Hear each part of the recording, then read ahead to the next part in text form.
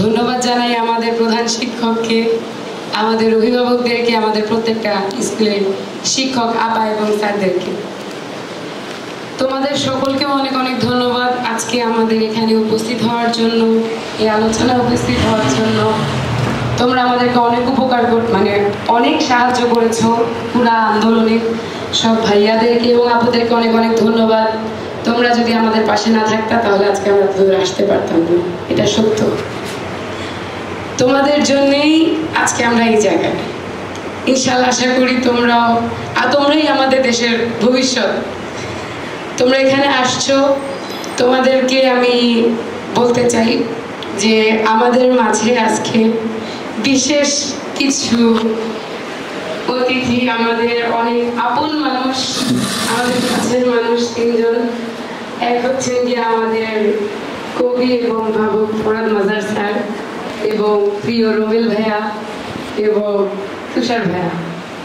আজকে আমাদের আলোচনার বিষয় হচ্ছে গণ অভ্যুত্থান, অন্তর্বর্তীকালীন সরকার এবং গঠনতন্ত্র। এই সম্পর্কে আমাদেরকে ওনারা বলবেন। আর হচ্ছে গিয়ে প্রথমে আমি অনুরোধ করব আমাদের প্রিন্সিপাল স্যারকে বক্তব্য রাখার জন্য। Sir please. হ্যালো, ধন্যবাদ। আজকের এই ভাব বৈঠকের সঞ্চালনের দায়িত্বে আছেন। আর আমাদের মাঝে উপস্থিত রয়েছেন কবি ও ভাবুক ফরহাদ মজার। আমি ব্যক্তিগতভাবে ওনাকে একজন দার্শনিক হিসেবে মনে করি, শ্রদ্ধা করি, এবং বিনয়ের সাথে এই যে কদমতলা পূর্ব বাসব স্কুল অ্যান্ড কলেজে ওনার এই পদধূলি দেয়া, এটাকে আমার বিশ্বাস যে কদমতলা স্কুলের ইতিহাসে একদিন আলোচিত হবে যে আমাদের প্রিয়, সকলের প্রিয় ফরহাদ মজার ভাই এখানে এসেছিল। উপস্থিত রয়েছে মোহাম্মদ রোমেল এবং আমাদের সরোয়ার তুষার। তাদেরকেও কৃতজ্ঞতা জানাই কদমতলা পূর্ব বাসব স্কুল অ্যান্ড কলেজে এই ভাব বৈঠকে অনুষ্ঠানটি আয়োজন করার জন্য বা নির্বাচনের জন্য। আমরা একটি প্রত্যন্ত অঞ্চলে বাস করি। একসময় এখানে দাঁড়িয়ে ড্যামনা রোডের গাড়ি দেখা যেত, সন্ধ্যাবেলা যখন গাড়ি চলতো সে আলো দেখা যেত। সেখানে আজ সুউচ্চ 10তলা ভবন, প্রায় 4300 শিক্ষার্থীর একটি শিক্ষা প্রতিষ্ঠান। ঢোকার জন্য যে গলিটি আছে 12 ফিটের, শেষ মাথায় এটি কানাগলি, বাম দিকে যে গলিটি বেরিয়ে গেছে সেটিও কানাগলি। এর মধ্যে একটি শিক্ষা প্রতিষ্ঠান যারা গড়ে তুলেছেন, প্রতিষ্ঠাতা উদ্যোক্তা যারা ছিলেন, অদ্যাবধি যারা গভর্নিং বডি থেকে শুরু করে শিক্ষকতা এবং কর্মচারী হিসেবে এই প্রতিষ্ঠানকে আজকে এই জায়গায় নিয়ে এসেছেন। পাশাপাশি শিক্ষার্থী তোমরা যারা আছো, আমাদের ভবিষ্যৎ, তোমাদের কাছে আমাদের সকল প্রত্যাশা। এই বৈষম্য বিরোধী আন্দোলনে এখানে অনেকেই প্রত্যক্ষভাবে অংশগ্রহণ করেছে, অনেকেই আহত হয়েছে, অনেকেই নির্যাতনের শিকার হয়েছে। আমরা যারা সরকারি বা আধা সরকারি চাকরি করি, স্যার ভালো জানেন যে আমাদের একটা শৃঙ্খল থাকে, অদৃশ্য শৃঙ্খল।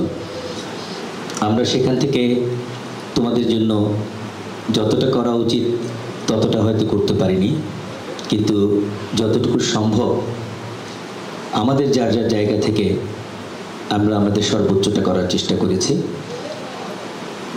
আমি আর বক্তব্য বা দীর্ঘায়িত করবো না, এটাকে স্বাগত বক্তব্য হিসেবে ধরে নিয়ে সবাইকে স্বাগত জানিয়ে আমাদের আজকের যিনি প্রধান বক্তা তার বক্তব্য আমরা মনোযোগ সহকারে শুনব, এই প্রত্যাশা রেখে আগত সবাইকে সালাম জানিয়ে এবং আমার ডানে কিছু অতিথিবৃন্দ যারা আছেন আপনাদের সবাইকে সালাম জানিয়ে আমার বক্তব্য এখানেই শেষ করছি। আসসালামু আলাইকুম।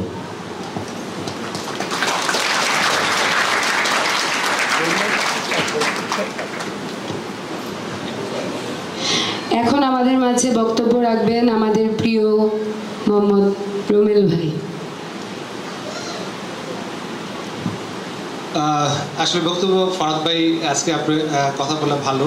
আমি যে আন্দোলন এবং যে গণঅভ্যুত্থান হয়েছে এটার সাথে যুক্ত ছিলাম মাঠেও এবং লেখালেখি সোশ্যাল মিডিয়ায়, এবং আমরা এই চিন্তাটাকে সামনে আনার জন্য ভাববৈঠকি নামে আমাদের যে একটা সংগঠন আছে, সেই জায়গা থেকে আমরা দীর্ঘদিন ধরে নানা ধরনের বুদ্ধিভিত্তিক মানে কর্মকাণ্ড চালাইছি যে বাংলাদেশের একটা পরিবর্তন দরকার, বাংলাদেশের মানুষ ভালো নেই, তাহলে কী ধরনের পরিবর্তন কীভাবে হইতে পারে, এই ধরনের চিন্তা আমরা জনগণকে এই বিষয়ে সতর্ক করা, সচেতন করা, সেই কাজগুলি করছি। ওই কাজ করতে গিয়ে বর্ষা এদের সাথে যোগাযোগ হয়েছে। তো আজকে আমি খুব খুশি যে বাংলাদেশে ছাত্রীদের নেতৃত্বে আমরা একটা গণঅভ্যুত্থান করছি, এবং এই গণঅভ্যুত্থানের সবচেয়ে অগ্রসেনানী ছিল তোমরা। এটা আমাদের গর্ব, এবং নিশ্চয়ই বাংলাদেশ আর আগের মতো থাকবে না, আমরা নতুন বাংলাদেশ গড়ব। তো নতুন বাংলাদেশ গড়ার জন্য নতুন করে চিন্তা করার দরকার আছে, অনেকগুলো বিষয়ে সচেতনতা হওয়া দরকার আছে। তো নিশ্চয়ই ফরাদ ভাই আজকে সেই দিকদর্শনমূলক আলোচনা করবে। তো আবার তোমাদের সাথে দেখা হবে, ভালো থাকো।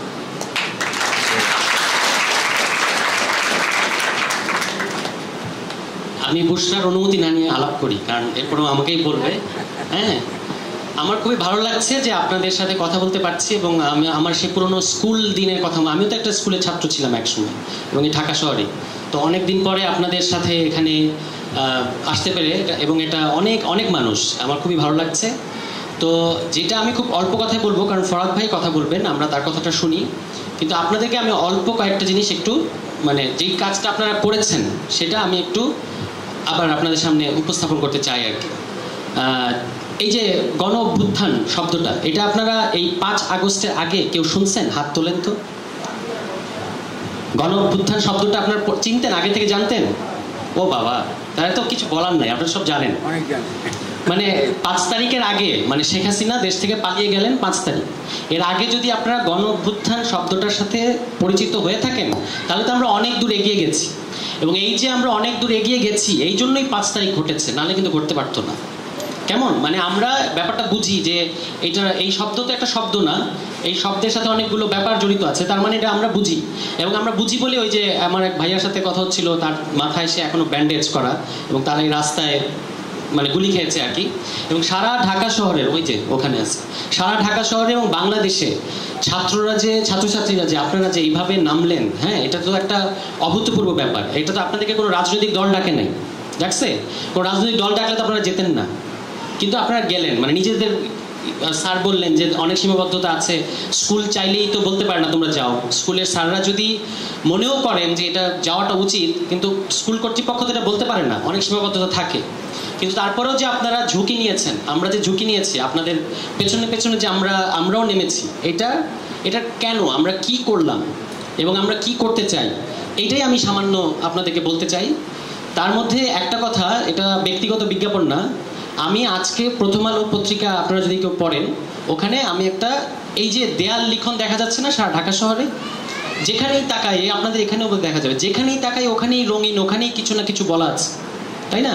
তা আমি এই কথাগুলো পড়ার চেষ্টা করেছি, আপনারা কি লিখলেন এবং কেন লিখলেন, ওইটা আমি যতটুকু বুঝেছি আমি লেখার চেষ্টা করেছি। আপনারা ওটা একটু দেখবেন, যদি কারোর পক্ষে সম্ভব হয়, তাহলে মানে আমরা কি বলতে চাচ্ছি সেটা আরো সহজ হবে।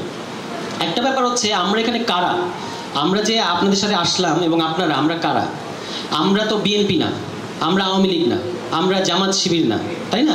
আমাদের মধ্যে কেউ কেউ রাজনৈতিক দল করবেই, কিন্তু আমরা তো এখানে যারা আছি, আমরা একটা পরিচয় নিয়ে আসছি। আমাদের মধ্যে হিন্দু আছে, আমাদের মধ্যে মুসলমান আছে, আমাদের মধ্যে বৌদ্ধ, খ্রিস্টান এবং বাঙালি ছাড়া অন্যান্য যে জাতি আছে, চাকমা, মারমা, সাঁওতাল আছে না বাংলাদেশের মানুষ, আমরা নারী আছে, পুরুষ আছে, অন্যান্য লিঙ্গের মানুষ আছে, আমরা সবাই।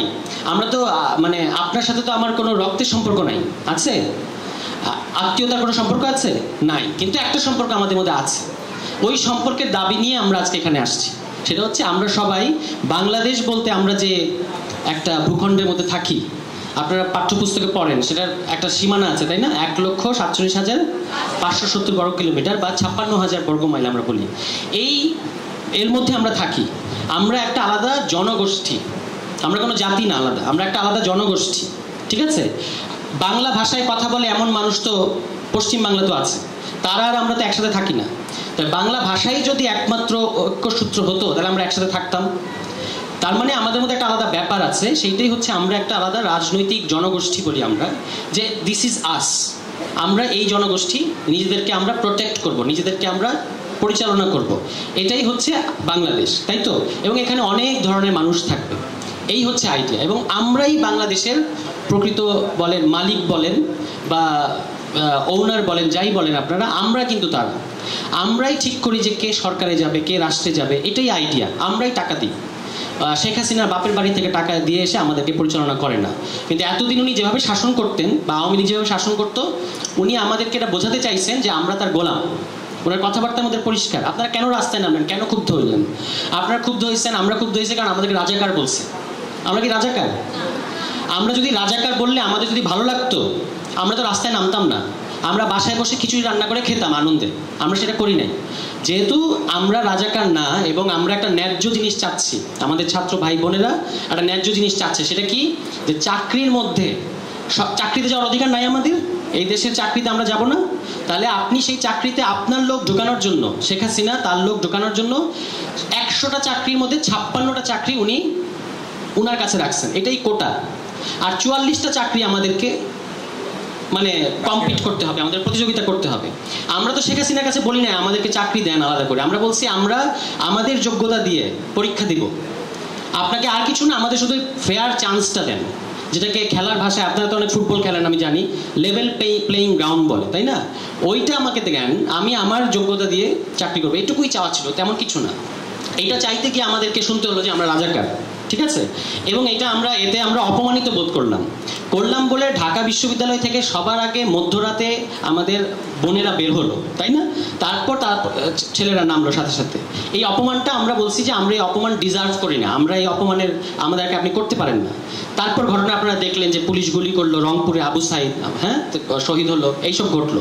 এবং তার মধ্য দিয়েই কিন্তু আমরা এই শেখ হাসিনার সাথে আমাদের যে শেখ হাসিনা এবং আওয়ামী লীগের সাথে আমাদের যেটা দীর্ঘদিনের একটা বোঝাপড়া বাকি ছিল, যেটা আমরা নানা কারণে শক্তির কারণে পারছিলাম না। কারণ আমরা এই যে বললাম আমরা বাংলাদেশের জনগণ, তাই না? কিন্তু আমরা নানাভাবে তো বিভক্ত ছোট ছোট জায়গায়, ঠিক আছে? আমরা এক জায়গায় আসতে পারছিলাম না।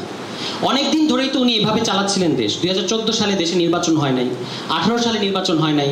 আপনার ভোট দিতে হবে না? আমরা যারা 18 বছরের বেশি, আমাদের ভোট দেওয়ার অধিকার আছে, আমাদেরকে ভোট দিতে দেয়নি, তাই না? ফলে ওর বিরুদ্ধে উনি ক্রস ফায়ার করতেন, গুলি করে মানুষ মারতেন, গুম করতেন। কথা বললে আপনারা জানেন জগন্নাথ বিশ্ববিদ্যালয়ের একটা মেয়ে খাদিজা, একটা নিরীহ মেয়ে, কোনো রাজনৈতিক দল করে না, 2 বছর তাকে জেলে বন্দি রাখছে কোনো কারণ ছাড়া। ডিজিটাল নিরাপত্তা আইনের নামে একটা আইন তারা বানাইছিল যে আপনি যদি, উনি একটা টক শো হোস্ট করছে, আজকে বুশরা করছে না এখানে, ওরকম একটা টক শো উনি হোস্ট করছেন অনলাইনে, এটাই তার অপরাধ এবং তাকে 2 বছর জেলে রাখছেন। তো এইসব উনি করে গেছেন শেখ হাসিনা। আমাদের তার বিরুদ্ধে আমাদের অনেক বোঝাপড়া ছিল, কিন্তু আমরা একসাথে হতে পারছিলাম না, কারণ তার প্রচুর শক্তি, আমলাতন্ত্র তার, পুলিশের সব নিজের লোক ঢুকাইছে, মানে সমস্ত জায়গায়। এবং ছাত্রলীগ, বাইরে আবার ছাত্রলীগ আছে, ঠিক আছে? এইসব করে করে আমাদেরকে একদম দমন করে রাখছে।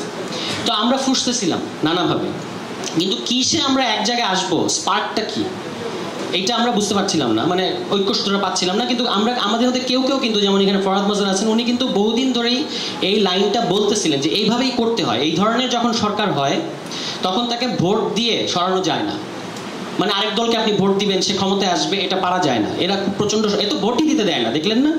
আমাদের ভোট দিতে দেয় না। তাহলে এই ধরনের সরকারকে এইরকম গণ অভ্যুত্থানের মধ্য দিয়ে সরাতে হয়, এটাই নিয়ম, এটাই ক্লাসিক্যাল নিয়ম, এটা হয়ে আসছে যুগে যুগে। আমাদের সমাজে এটার একটা অভাব ছিল, ঠিক আছে? সেইটা এবার এই কোটা সংস্কার আন্দোলন থেকে শুরু হয়ে বৈষম্য বিরোধী ছাত্র আন্দোলন, বৈষম্য, দেখেন কথাটা হলো বৈষম্য বিরোধী ছাত্র। আমরা কোনো বৈষম্য ডিজার্ভ করি না। আপনি শেখ হাসিনা, আপনি আপনার কাছে 56% রাখবেন, পুরো দেশটাকে উনি এবার প্রকাশ্যে বলতেন যে আমার বাপ দেশ স্বাধীন করছে, এটা আমার দেশ, আর আমরা তাহলে কারা? আমরা ওনার প্রজা, এরকম করে উনি রাখছেন। এইটার যে ক্ষোভ পুঞ্জীভূতি হচ্ছিল, এটাই শেষ পর্যন্ত আমাদেরকে 5 অগাস্টে, যে ঘটনাটা জুলাই মাস থেকে ঘটছিল, সেটা শেষ পর্যন্ত 5 অগাস্টে আমাদের কর্তব্য ঠিক করে দিচ্ছে। আমরা সবাই সিদ্ধান্ত নিয়েছিলাম যে আমরা দরকার হলে ওদিন গুলি খাবো, কিন্তু এইভাবে আর বেঁচে থেকে কি হবে যদি শেখ হাসিনা আমাদেরকে এরকম করে রাখেন? তাহলে সেইটাই ঘটলো গণ অভ্যুত্থানের মাধ্যমে। এবং উনি দেখেন, উনি ওনার পুরা দলকে, এই এলাকায় আছে না যারা আওয়ামী লীগ করে লোকজন আছে না, তাদের পুরা দলকে একটা বিপদের মধ্যে রেখে, এবং এই দলের লোকদেরকে কিন্তু উনি বলছেন যে যাও মানুষকে গুলি করো। অথচ যখন এরকম ঘটলো 5 তারিখে, উনি কিন্তু এদের সবাইকে অনিরাপদ রেখে উনি নিজে পালাইছেন। তো আমরা এটা আওয়ামী লীগের লোকদেরকেও বলি, ভেবে দেখেন কোন রাজনীতি আপনি করছেন, কার জন্য করতেছেন। ছাত্রলীগ যে ছেলেটা করে তার সাথে তো আমার কোনো শত্রুতা থাকার কোনো কারণ নাই, আছে? যে আমাদেরই ভাই। পুলিশ যে লোকটা কনস্টেবল আমার দিকে গুলি করে তা আমাদেরই ভাই। কিন্তু শেখ হাসিনা এবং তার যারা ওই যে সালমান এফ রহমানদের মতো চোর, যারা বড় বড় চোর, যারা হাজার হাজার কোটি টাকা দেশ থেকে লুটপাট করছে, এরা এমন একটা নিয়ম বানাইছে দেশের মধ্যে যে আমার এক ভাই পুলিশ হবে, আমার আরেক ভাই ছাত্রলীগ হবে, তারা দুইজন আমার বিরুদ্ধে অবস্থান নেবে। এইবার ঘটনায় দেখছেন না আপনারা যে পুলিশের কর্মকর্তার ছেলে গুলি খাইছে, তখন ওই পুলিশের কর্মকর্তা তার ঊর্ধ্বতন কর্মকর্তাকে, তার উপরে যে আছে তাকে বলছে যে স্যার, একটা ছেলেকে গুলি করতে কয়টা, মানে একজনকে মারতে কয়টা গুলি করতে হয়, মানে ঝাঁঝরা করে ফেলছে এক একজনকে, তাই না? তো পুলিশের ফলে আমরা পুলিশকেও বলি যে আপনি ভাবেন আপনি কার পক্ষে থাকবেন। বাংলাদেশের মানুষের টাকায় আপনার বেতন হয়, আপনি তো তাকে গুলি করতে পারেন না। এটা এখন পুলিশ বুঝতে পারছে এবং পুলিশ বলছে যে আমরা এইভাবে আর দলীয় কাজে ব্যবহার হবো না। আর আমাদের বক্তব্য হচ্ছে, আমাদের কথা হচ্ছে, এই যে আমরা যারা বসছি একটা গণ অভ্যুত্থান করছি, তাহলে তার মানে হচ্ছে গণ অভ্যুত্থানের আগের যত নিয়ম কানুন ছিল, আগে যেভাবে দেশটা চলতো, এভাবে আর দেশ চলবে না, তাই না? কারণ আমরা রক্ত দিছি, আমরা রক্ত দিয়ে তো এই আবার আগের মতো অন্য কেউ এসে, আওয়ামী লীগ ধরনের আসলো না, অন্য কেউ এসে একই ক্রাইটেরিয়া একইভাবে দেশ চালাবে, একইভাবে আমরা যদি কথা বলি আমাদেরকে জেলে নিবে, আমাদেরকে গুম করবে, আমাদেরকে ক্রসফায়ার করবে। এইভাবে তো আমরা চলবো না, কারণ এই দেশের সমস্ত কিছু চলে আমাদের টাকা পয়সায়। আমলাতন্ত্রে আমাদেরই লোক যাবে, বাংলাদেশের মানুষের লোক যাবে, তারা যোগ্যতার ভিত্তিতে যাবে। পুলিশে আমাদেরই ভাইরা যাবে, তারা আমাদেরকে নিরাপত্তা দিবে, কোনো দলকে না। সরকারে যে থাকবে সে আমাদের কথায় সরকার চালাবে, কারণ আমরাই দেশের মানুষ, তাই না?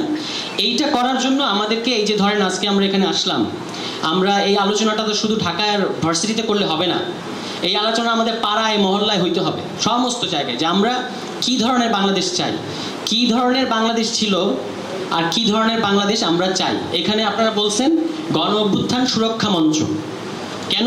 কারণ গণ অভ্যুত্থান যখন হয়ে যায় তখন ওই যে স্বাধীনতা অর্জনের চেয়ে রক্ষা করা কঠিন, আপনারা পড়েন না ভাব সম্প্রসারণ, এগুলো আমরাও ছোটবেলায় পড়ছি, যে 10-এর মধ্যে 8 পেতাম এইগুলো লিখলে, যে স্বাধীনতা অর্জনের চেয়ে রক্ষা করা কঠিন, রক্ষা করতে হবে এখন, এইটাই সুরক্ষা মঞ্চ। না হলে কিন্তু এমনি এমনি থাকবে না।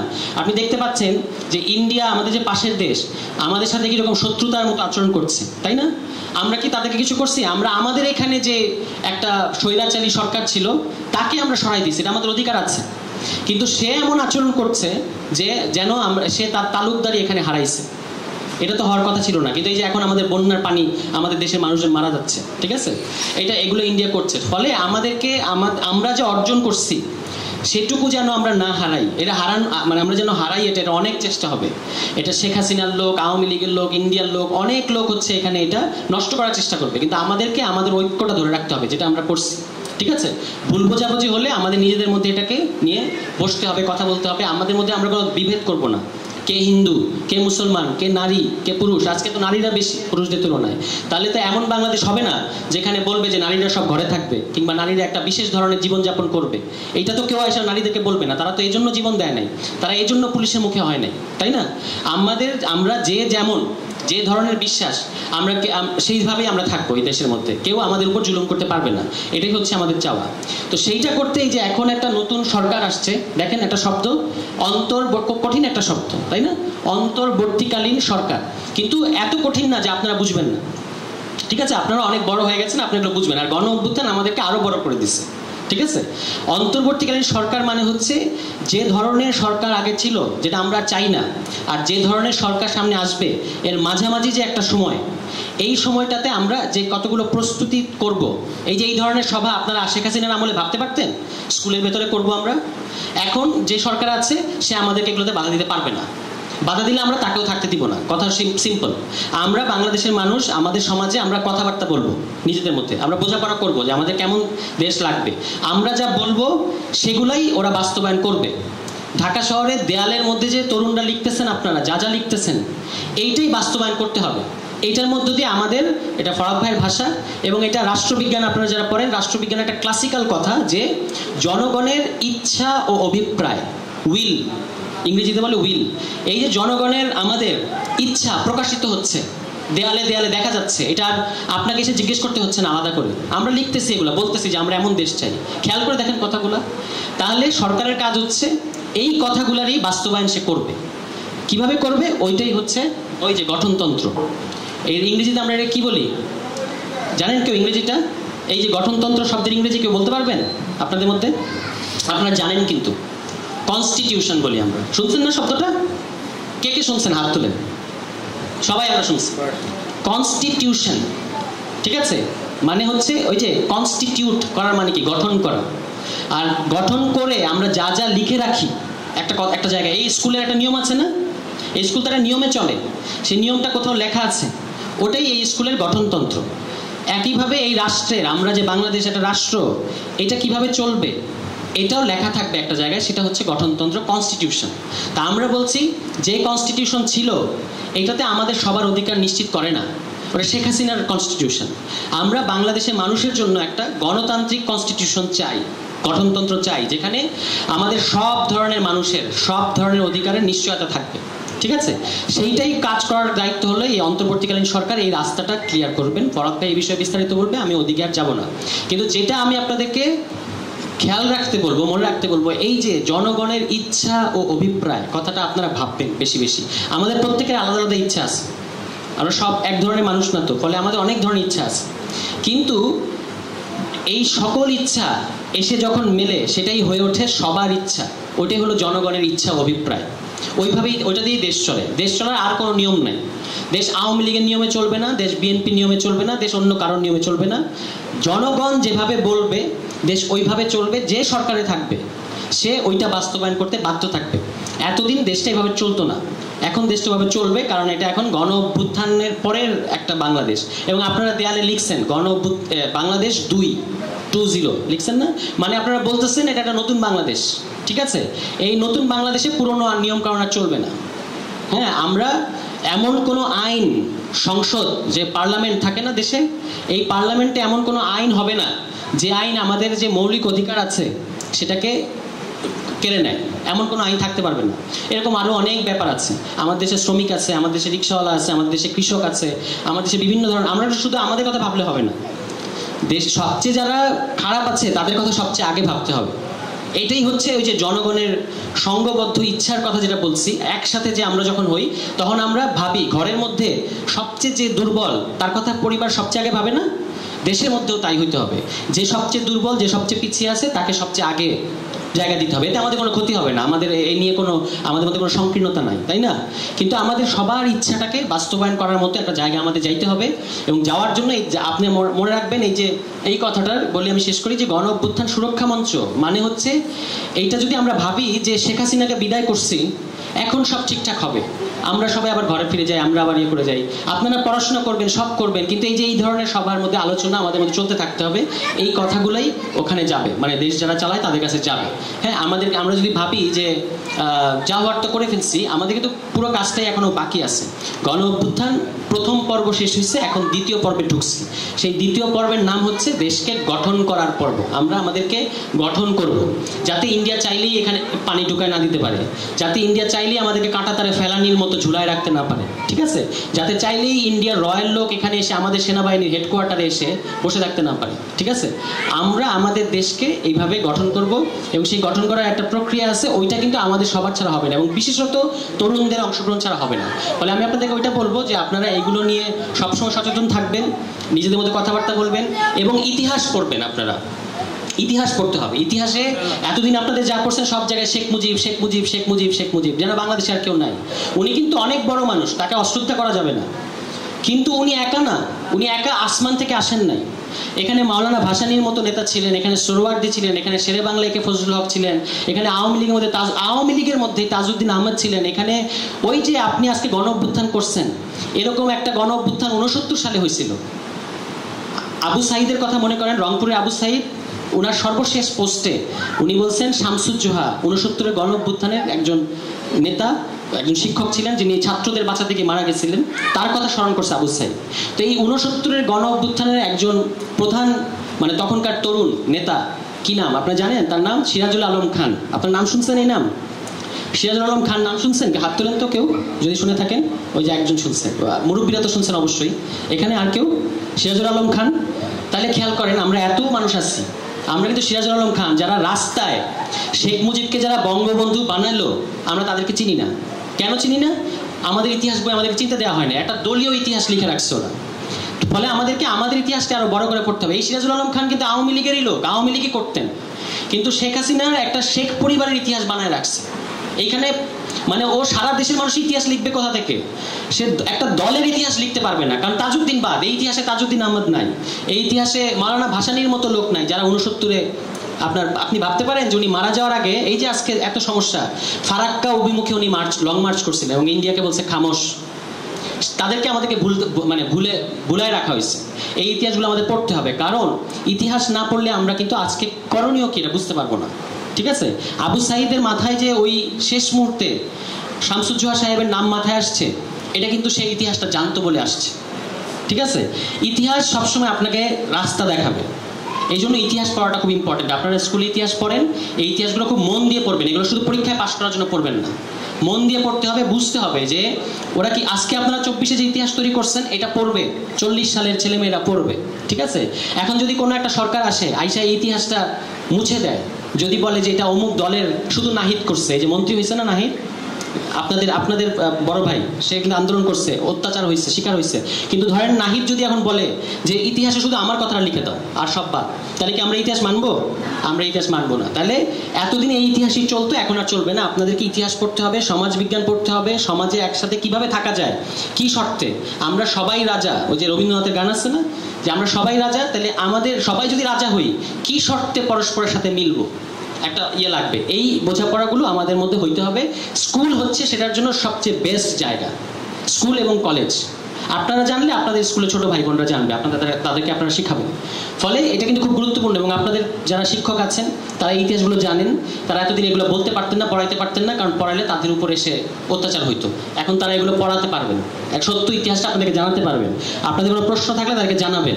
এইভাবে কিন্তু এই যে গণ অভ্যুত্থানের মধ্য দিয়ে যে আপনারা কিসে সমাজ বিজ্ঞানে পড়ছেন না, সুপ্ত আগ্নেয়গিরি। সুপ্ত আগ্নেয়গিরি কি? ঘুমায় থাকে। আর জ্বলন্ত লাভা কখন হয়ে ওঠে? যখন গণ অভ্যুত্থান হয়। জনগণ ঘুমায় ছিল, এখন জনগণ জেগে উঠছে। আর আমরা ঘুমাবো না, মানে ঘুমাবো অবশ্যই, কিন্তু আমরা আর নিষ্ক্রিয় হয়ে যাব না। ঠিক আছে? তো এইগুলোই আমি আপনাদেরকে বললাম। আপনাদের সাথে কথা বলতে পেরে আমার খুবই ভালো লাগলো। আমরা ফরহাদ ভাইয়ের কথা শুনবো। আপনারা যেগুলো চাইছেন যে বাংলাদেশ, এই বাংলাদেশ কিন্তু আমাদের আদায় করতে হবে, এটা কেউ আদায় করে দিবে না। অধিকার নিজেরটা নিজে আদায় করে নিতে হবে, এবং সেই জন্য আমাদের সবাইকে ঐক্যবদ্ধ থাকতে হবে। সবাইকে ধন্যবাদ।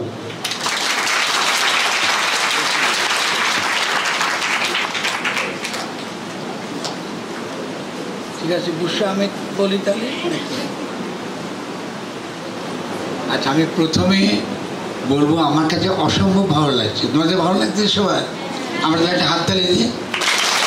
আমরা সকলে ভালো লাগছে, সকলে এই যে বসতে পারছি, এক গল্পের মধ্যে করে কথা বলবো, এবং তোমাদের সঙ্গে কথা বলাটা অনেক বেশি আনন্দের। আমি সবসময় বড়দের সঙ্গে কথা বলি, বড়দের সঙ্গে কথা বলতে বলতে আমার ভাষাও খালি বড়দের মতো হয়ে গেছে। এইটা হবে না। আজ আমার স্যার সাইফুল আলম ভাই, তিনি এত সুন্দর কথা বলেছেন, আমাকে বলেছেন দার্শনিক। তা আমি যদি দার্শনিক শব্দকে আমি জানি না। দর্শন চিন্তা করতে পারে, কেমন চিন্তা করতে পারে, সকলে চিন্তা করতে পারে, সকলে দার্শনিক, ঠিক কিনা? যারা চিন্তা করতে পারে সকলে দার্শনিক। তাহলে আমি একটা দার্শনিক না কেন?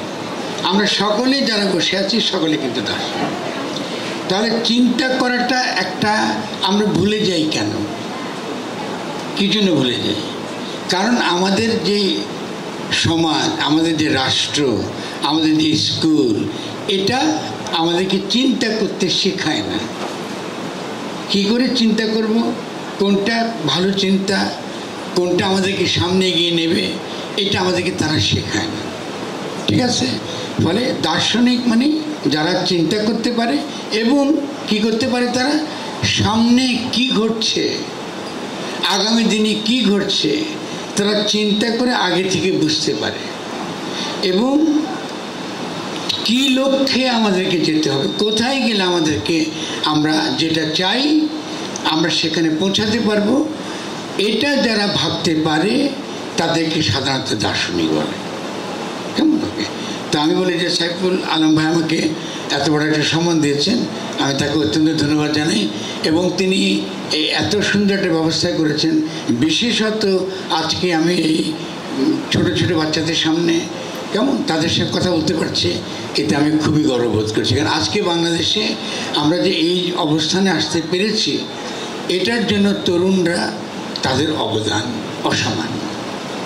তোমরা বড় হলে বুঝবে তারা কত বড় কাজ করে ফেলেছে, আমাদের কত বড় সম্মান পৃথিবীতে বেড়েছে। আজকে সারা পৃথিবীতে বাংলাদেশ বাংলাদেশ বাংলাদেশ নিয়ে কথা বলছে, এবং যখন কথা বলছে তারা বলছে তরুণরা বাংলাদেশে একটা বিশাল ঘটনা ঘটাতেছে। কেমন? তো এটা তোমাদের গর্ব করতে হবে, খুব গুরুত্বপূর্ণ। দেখো আমরা তোমাদের এখানে যারা আছে সকলের চেয়ে আমার বয়স বেশি মনে হচ্ছে আমার। তার মানে আমি 71 সালের মুক্তিযুদ্ধ দেখেছি। পাকিস্তানি সেনাবাহিনীর বিরুদ্ধে আমরা ইট মারা, বিভিন্ন রকম ককটেল মারা মেরেছিলাম। এই যে এজিপি কলোনি আছে না, এখান থেকে খুব বেশি দূরে না, এই যে কমলাপুর স্টেশনের পাশে, তো সেই সব জায়গায় আমরা অনেক যুদ্ধ করেছি।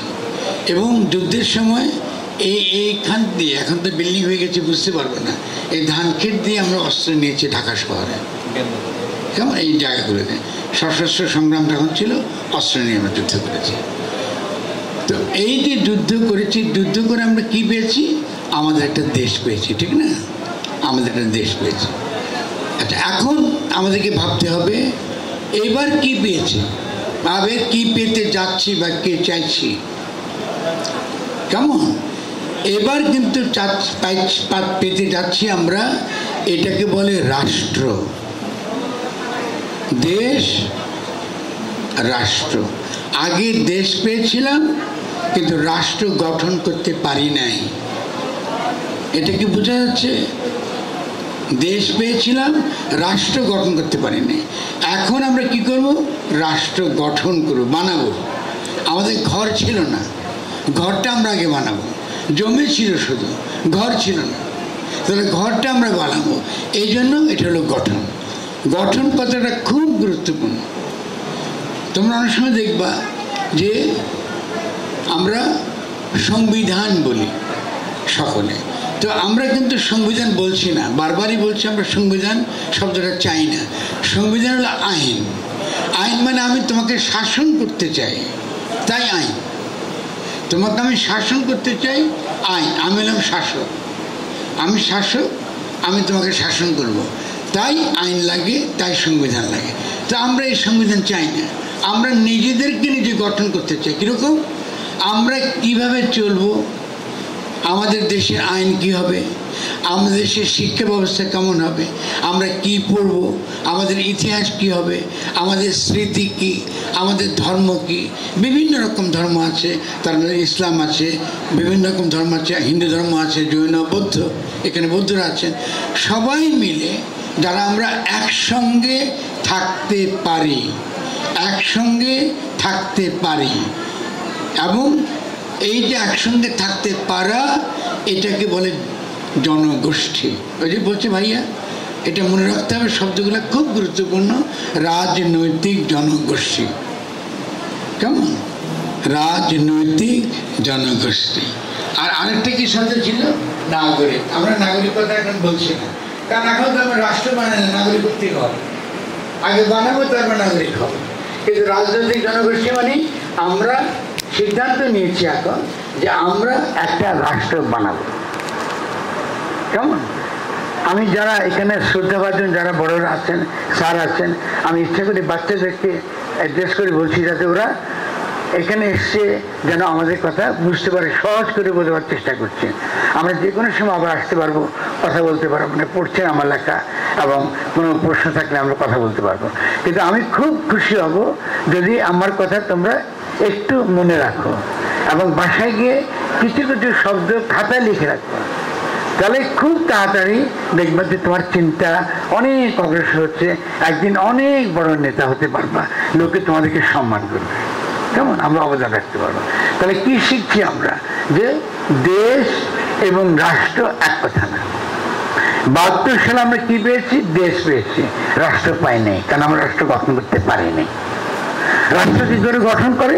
রাষ্ট্র গঠন করে চিন্তা দিয়ে। এই যেটা বলে দার্শনিক, রাষ্ট্র গঠন করলে চিন্তা লাগে। আর ভাইয়া কি বলছে? অভিপ্রায় লাগে। অভিপ্রায় মানে কি? ইচ্ছা। ঠিক আছে, আচ্ছা, ইচ্ছাটা কার হতে হবে? আমার ইচ্ছে হলে হবে? আমার একার ইচ্ছা? আমি তো অনেক কিছু হতে চাই, আমার একার ইচ্ছে হলে হবে না, তাহলে সকলের ইচ্ছা লাগবে।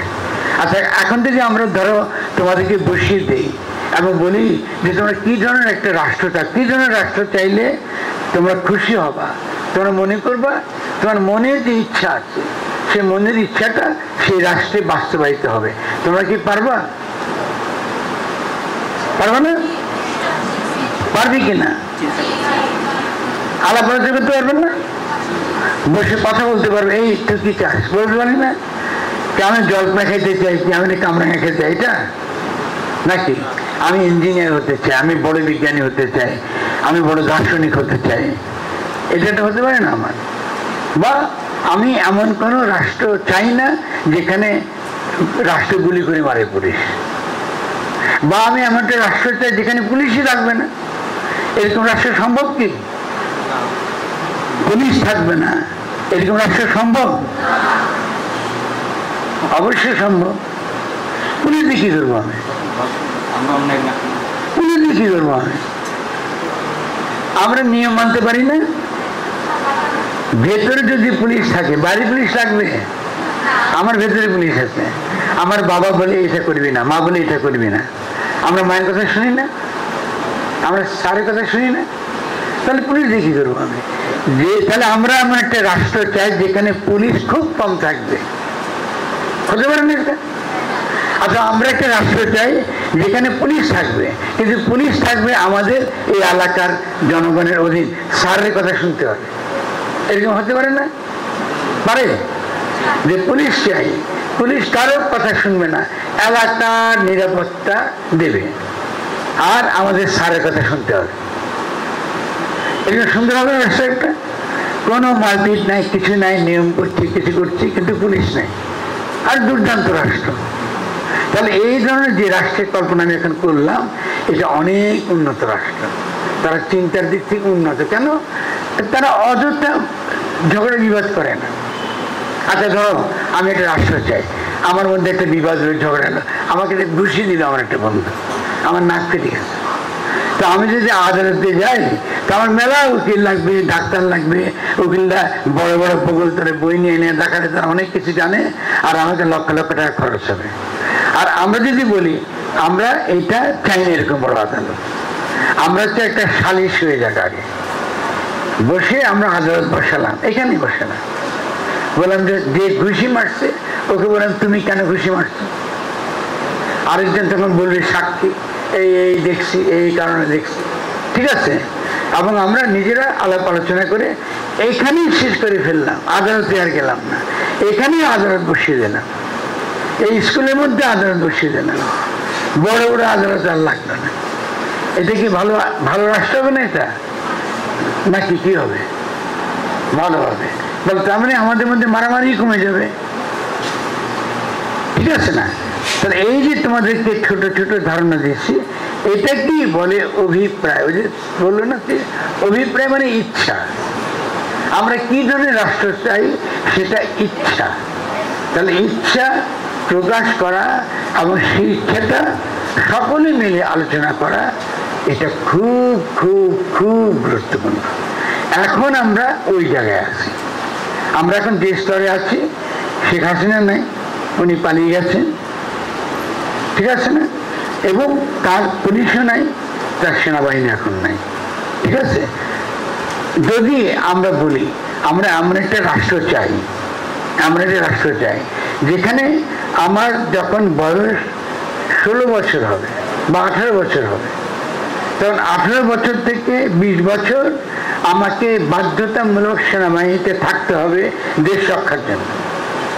ধরো আমার কাছে বুঝে যাচ্ছে, আমি 18 বছর বয়স, আমি কি HSC পাস করছি, 18 থেকে 20 বছর আমার বাবা গরিব, সবাই স্কুলে হাই স্কুলে পড়াতে পারে না, কলেজে যেতে পারে না, আমরা ওই 2 বছর আমরা কি করব, আমরা সেনাবাহিনীতে সৈনিকতার প্রশিক্ষণ নেব। ওই 2 বছর রাষ্ট্র আমাদেরকে বৃত্তি দেবে এবং ওইখান শিক্ষায় সৈনিকের শিক্ষার সঙ্গে সঙ্গে স্যার যেসব শিক্ষা দেয়, আমরা যেসব শিক্ষা দেয়, বড় বড় দর্শন যেসব শিক্ষা দেয়, রাষ্ট্রবিজ্ঞান যেসব শিক্ষা দেয়, বিজ্ঞান যেসব শিক্ষা দেয়, ওই 2 বছর আমরা ওখানে পড়ে আসবো। কার খরচে? রাষ্ট্রের খরচে, বৃত্তিতে। এটা ভালো রাষ্ট্র হবে না? হবে কিনা, কি মনে হয়? তার মানে আমার বাবা মা অনেক গরিব বাচ্চা, তারা পড়তে পারেন না, কিন্তু তারা ইতিমধ্যে পড়তে পারবে না। আর সেখানে গেলে আমরা কি শিখবো? আমরা শৃঙ্খলা শিখবো, আমরা কি করে দেশকে রক্ষা করতে শিখবো, দেশকে কি করে ভালোবাসতে হয় শিখবো। ঠিক আছে না? দেশকে করে ভালোবাসতে হয়। তাহলে সেই সেনাবাহিনী আর এখনকার সেনাবাহিনীকে একরকম হবে? ঠিক আছে না? তাহলে আমাদের কি হবে? আবার যখন যদি আমরা বিদেশি কোনো আক্রমণ করে আমাদের, কেমন আমরা সবাই মিলে, সপ্তকোষী লোক মিলে আমরা দেশকে রক্ষা করতে ঝাঁপিয়ে পড়তে পারবো। ঠিক না ওটা? আর এখন কি হয়, আমরা কিছু সেনাবাহিনী তৈরি করি, তারা বড় লোকদের সম্পদ পাহারা দেয়। এটা কি তোমরা চাও? তারা বড় লোকদের মাফিয়া লুটেরা যায়, টাকা লুট করে যায়, ব্যাংক লুট করে যায়, এবং তাদেরকে পাহারা দেয় পুলিশ, এই মিলিটারি। এরকম রাষ্ট্র তোমরা চাও? ঠিক জোরে জোরে বলা চাই না, জোরে। আমার কাছে সেখানে বুঝছো, এটাকে বলে অভিপ্রায়। যে ভাই বললো অভিপ্রায় কঠিন কিছু না। এটা নিজেরা চিন্তা করবা যে কিরকম রাষ্ট্র চাও, কিংবা কি চিন্তা করবা যে আমার এই যে একটা কমিউনিটি, এই যে এখানে একটা কমিউনিটি, এটা কি নাম কি? বাসাবো। আমরা বাসাবোতে একটা আমাদের একটা সরকার চাই, আমাদের সরকার চাই। আমাদের যেখানকার সমস্যা, আমাদের এই যে নালায় পানি আটকে গেছে, আবার আমাদেরকে বাসে যেতে হবে, 10 দিন বসে থাকতে হবে। আমাদের রাস্তাঘাটগুলো চিকন বড় করতে চাই, আমরা সুন্দর একটা পার্ক চাই, আমরা খুব সুন্দর একটা কি চাই, একটা হল চাই, যেখানে আমার ছেলেমেয়েরা গান গাইতে পারে, কি নামাজ পড়তে পারে, কি যা তারা করতে চায় তা করতে পারে। কিন্তু এটা হচ্ছে বাসা বলতে এখানে হতে হবে। এটার জন্য আবার আরেক জায়গায় যাওয়া যাবে না। এটা কি চাও না তোমরা? চাও? সত্যি সত্যি? আচ্ছা, তাহলে এটাকে বলে ওই যে স্থানীয় সরকার। ঠিক আছে? স্থানীয়, এটা এই এলাকার সরকার। এরাই কিন্তু এই অঞ্চলে সব ঠিক করে দেয়, বাড়ি কিছু লাগবে না। ওরাই এই অঞ্চলে যত সমস্যা, কেউ যদি খেতে না পায়, কারো যদি বাড়ি না থাকে, কারো যদি শিক্ষার চিকিৎসা লাগে, এই সরকার করবে। তাহলে কারো কাছে চাইতে হবে না, রাস্তাকে বলা দরকার পড়েন না, এটা দাও সেটা দাও, এই দাও সেই দাও, আমরাই আমাদের সমস্যাটা সমাধান করতে পারি। এরকম রাস্তা চাও না তোমরা? চাই? আচ্ছা, বাহ। তাহলে এই যে চাওয়া, এই যে ইচ্ছা, এই যে অভিপ্রায়, এটাকে বলে গঠন। কঠিন শব্দ সোজা, এটাকে বলে গঠন। মানে আমি এখন যেটা আছে, এখন আমার বাড়িটা যেমন আছে, এই বাড়িটাকে আমি নতুন করে তৈরি করব। এই বাড়িটা বসবাস করা যায় না। তাহলে এই এলাকাটা আজকে বাসাবো এলাকা যেমন আছে, এমন করে থাকলে চলবে না। আজকে যদি ধরো, আজকে যদি আমি তোমাদেরকে বলি 5 বছরের মধ্যে আমরা বাসাবোকে এমন জায়গায় নিয়ে যাব যেটা যে কোনো ইউরোপের শহরের চেয়ে সুন্দর হবে, 5 বছর লাগবে। তোমরা কি বিশ্বাস করো? পারা যাবে? পারা যাবে? সত্যি সত্যি পারা যাবে? সত্যি সত্যি আমার সঙ্গে করতে চাও? আমি কিন্তু বিশ্বাস করি পারা যাবে। 5 বছর লাগবে। আমাদের এত সম্পদ আছে, আমাদের এত কিছু আছে, কিচ্ছু লাগবে না। পরিকল্পনা লাগবে, এলাকার স্থানীয় মানুষদের সঙ্গে বসতে হবে। তারা আগে কোনো পরিকল্পনা, এর 2 কাঠা, ওর 4 কাঠা, ওর 5 কাঠা নিয়ে তারা এই পুরো জায়গাটায় কি করেছে, বসবাসে অযোগ্য করে ফেলেছে। কিন্তু সে তো নিশ্চিন্ত হতে চায়, তার সম্পত্তির তার অধিকারও থাকতে হবে। সেই যে জায়গাটা করব আমরা নতুন করে নগরায়ন, নতুন করে এমন একটা নগর তৈরি করব যেখানে পরিবেশের ক্ষতি হবে না, যেখানে নিঃশ্বাস নিলে আমার নিঃশ্বাস ভালো থাকবে, বাচ্চারা কাশি হবে না, নিউমোনিয়া হবে না। তো এরকম শহর তো আমরা বানাতে পারি না? কারণ এইটাকে বলে গঠন। বুঝতে পারছো? গঠন কথা কত সুন্দর। আমি কি চাই এটা আমাকে বলতে হবে, আমি কেমন করেছি এটা বলতে হবে। তাহলে পৃথিবীর ইতিহাসে যদি ইউরোপ করতে পারে, যদি চীন করতে পারে, যদি মার্কিন যুক্তরাষ্ট্র করতে পারে, তা আমরা কেন পারবো না? এটা কোনো কথা হবে? অবশ্যই আমরা পারবো। তাহলে তোমাদের কাছে আমি যেটা চাই, এই বিশ্বাসটুকু চাই যে আমরা সহজ করে চিন্তা করবো। সহজ, দেখ আমি সহজ করে বুঝাচ্ছি, কঠিন কিছু না, তোমরাই পারবে। তোমাদের কি করতে হবে? আমরা তো বেঁচে থাকবো না আগামী দিনে, কিন্তু তোমাদের কি করতে হবে? কিন্তু গঠন কথাটা মাথা ঢুকাতে হবে যে আমি আমার দেশ আমি গঠন করব। আগে কিছু দেশ পাইছি, জায়গাটা পাইছি, জমি যখন পাও তখন কি করে ঘর করে জমিতে, ঠিক আছে না? এবার ঘরটা বানাতে হবে, আগে ঘরটা ছিল না, এইটাকে বলে রাষ্ট্র। তাহলে এই রাষ্ট্র যত বেশি আমরা করতে পারবো, যত সুন্দর চিন্তা করতে পারবো, নিজেরা এরপরে চিন্তা করবা, নিজেরা তর্ক করবা, নিজের অভিপ্রায় খাতায় লিখে রাখবা। কার কার ফেসবুক আছে দেখি? তা আমি দেখতে চাই কি রাষ্ট্র চাই, ফেসবুকে পড়বো আমি কি ধরনের রাষ্ট্র চাই, আমার ইচ্ছা কি, এটা কিন্তু ফেসবুকে পড়বো। কেমন? আমরা একটা পাতা তৈরি করবো, পাতার নাম হবে গণ অভ্যুত্থান সুরক্ষা মঞ্চ। সবাই তার সদস্য নাকি? আর সেখানে কি লিখবো? আমরা কি রাষ্ট্র চাই, ঠিক আছে? সেখানে যদি বলতে পারে যে আমার রাষ্ট্র চাই যে সেখানে খালি পেয়ারা বাগান থাকবে, কেন পেয়ারা খেতে ভালো লাগে, এটা অ্যালাউ হবে না নাকি?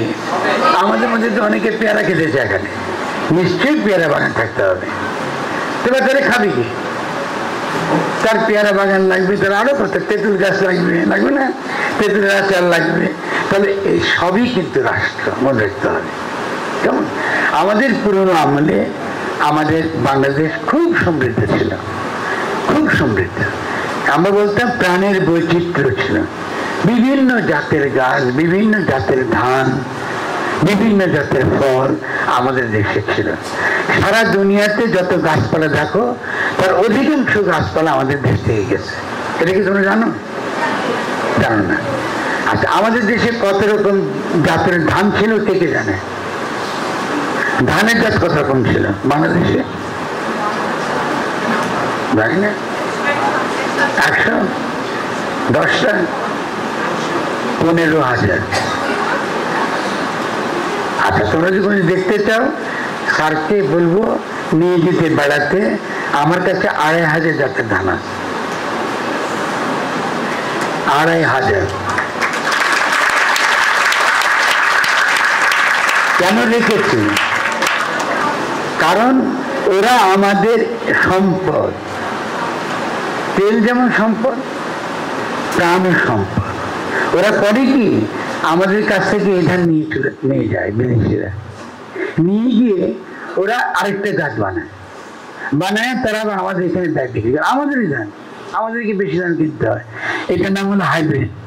বাজারে কিনে প্যাকেটে কাগজে, আজকে বাজারে গিয়ে যে ধানের জাত বিক্রি করে তার প্যাকেট কিনে দেখবে যে পেছনে লেখা থাকে যে এই বীজ যদি থেকে যদি কিছু ফল না হয় এটার জন্য আমরা দায়ী থাকবো না। এটা হলো ওর বীজ দিবে, যদি তার বীজ কাজ না করে এটার জন্য কি সে দায়ী না। এই সরকার কিন্তু ওই আইন বানাইছে, ঠিক আছে? দেখো রাষ্ট্র কত গুরুত্বপূর্ণ। তাহলে তোমরা কিন্তু প্রাণ সম্পদ, প্রাণ কাকে বলে? গাছপালা, পশু পাখি। কয়টা পাখির নাম জানো বাংলাদেশে? এখানে পাখি আসে খুব কম, ঠিক না? তাহলে এখানে একটা বন থাকা উচিত না? তাহলে এই দেখো রাষ্ট্র এসে গেছে। তার রাষ্ট্রের কি, রাষ্ট্র কি বলবে? রাষ্ট্র লিখবে তার সংবিধানে প্রত্যেকটা এলাকাতে বা প্রত্যেকটা ওয়ার্ড, জেলা বা গ্রামে অবশ্যই একটা বন থাকতে হবে, বা আমাদের বনের পরিমাণ কমপক্ষে 10 থেকে 15% থাকতে হবে। জমি নষ্ট করা যাবে না। এই যে দেখো রাষ্ট্র কিন্তু একটা রাষ্ট্রের আইন লিখে ফেললাম আমি এখানে বসে, রাষ্ট্র পারি করতে। কিন্তু এটা তো তোমাকে চাইতে হবে আগে, তোমার মধ্যে অভিপ্রায়টা জাগতে, ইচ্ছাটা জাগতে হবে যে আমি এরকম রাষ্ট্র চাই। তাহলে এই যে রাষ্ট্র কথাটা গুরুত্বপূর্ণ। দেশ না, আমরা বলি বাংলাদেশ, হ্যাঁ ঠিক আছে, দেশ তো পাইছি 71 সালে, আপনার দরকার নেই। কি পারি নাই, রাষ্ট্র গঠন করতে পারি নাই, এটা মনে থাকবে, বুঝে গেছে। এখন তার পর্বটা হচ্ছে রাষ্ট্র গঠন পর্ব। আচ্ছা এরপরে কি দেখো, ওই যা ভাই বুঝেছে অভ্যুত্থান। অভ্যুত্থান মানে কি? উত্থান, উত্থান বুঝি আমরা উঠা, উঠে পড়া, উঠে যাচ্ছে।